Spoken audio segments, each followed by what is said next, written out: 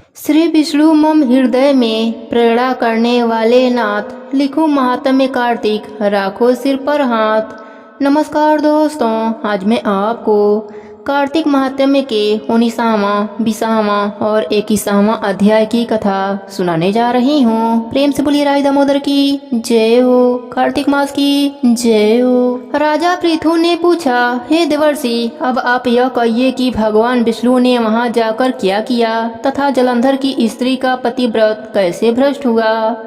श्री नारद जी ने कहा, जलंधर के नगर में जाकर भगवान विष्णु ने उसकी पतिव्रता स्त्री वृंदा का पतिव्रत भंग करने का विचार किया।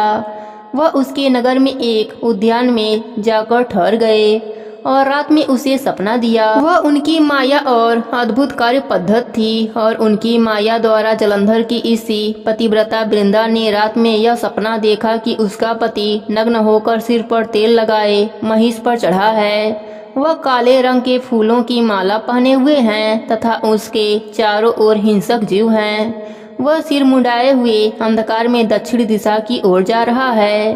उसने अपने नगर को समुद्र में डूबा हुआ पाया और इस प्रकार के बहुत से भयानक सपने देखे। फिर तुरंत ही वह जाग पड़ी और स्वप्न के संबंध में विचार करने लगी।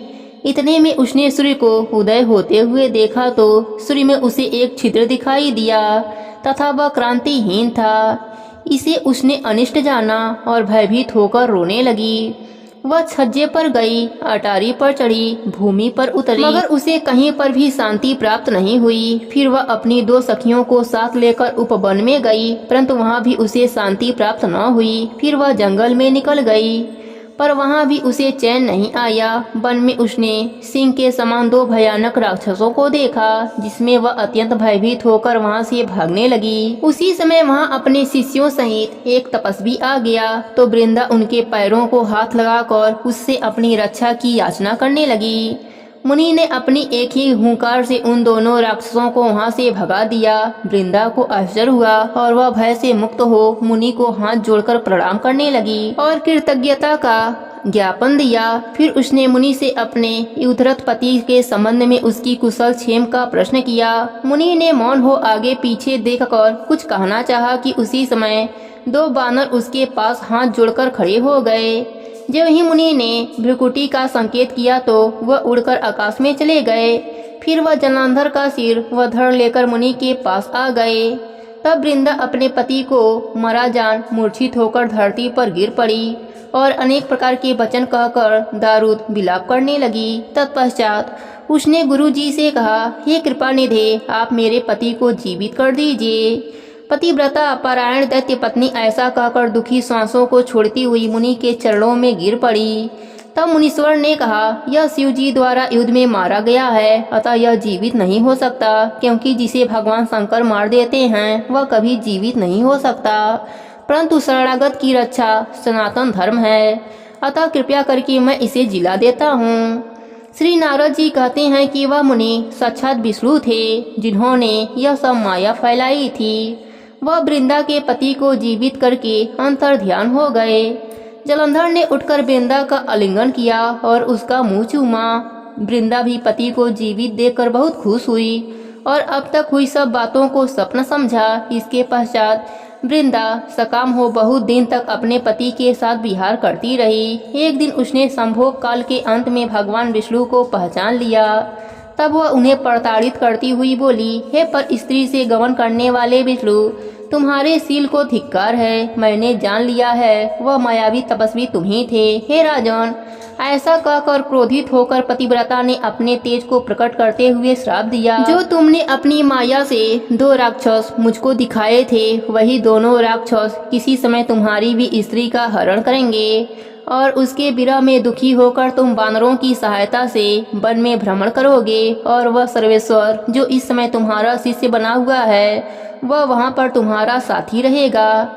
ऐसा कहकर पतिव्रता वृंदा भगवान विष्णु के लाख मना करने पर भी अग्नि में प्रवेश कर गई।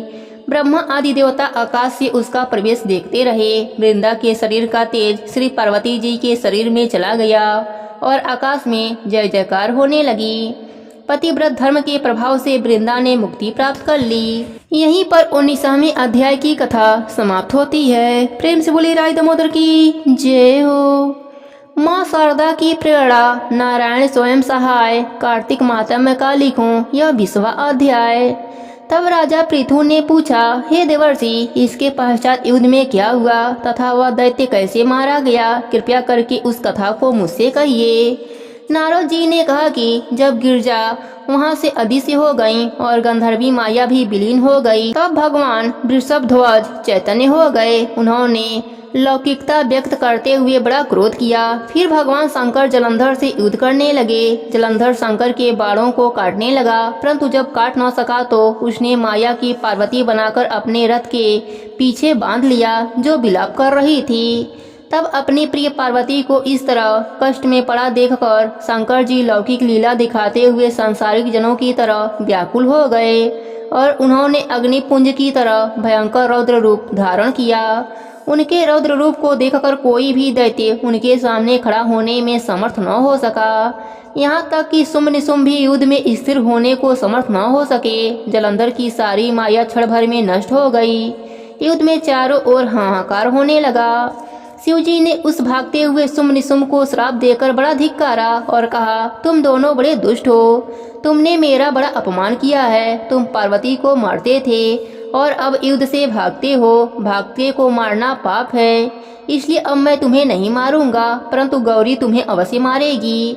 शिव जी के ऐसा कहने पर समुद्रपुत्र जलंधर क्रोध में अग्नि के समान प्रज्वलित हो उठा और उसने शिव जी पर घोर बाणों का वर्षा करके धरती पर अंधकार फैला दिया। तब उस दैत्य की ऐसी चेष्टा देखकर शंकर जी बड़े ही क्रोधित हुए तथा उन्होंने अपने बनाए हुए सुदर्शन चक्र को चलाकर उसका सिर काट लिया।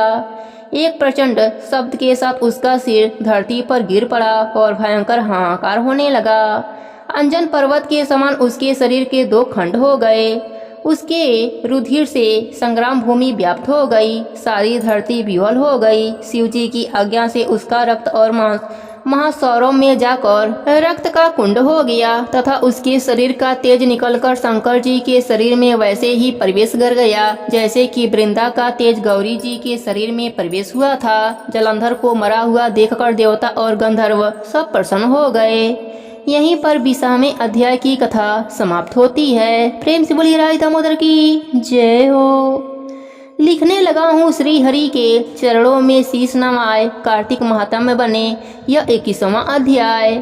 अब ब्रह्मा आदि देवताओं ने नतमस्तक होकर शंकर जी की बड़ी स्तुति की और बोले, हे प्रभु, आप प्रकृति से परे पर ब्रह्म और परमेश्वर हैं। आप निर्गुण निर्विकार व सबके ईश्वर होकर भी नित्य अनेक प्रकार के कर्मों को करते हैं।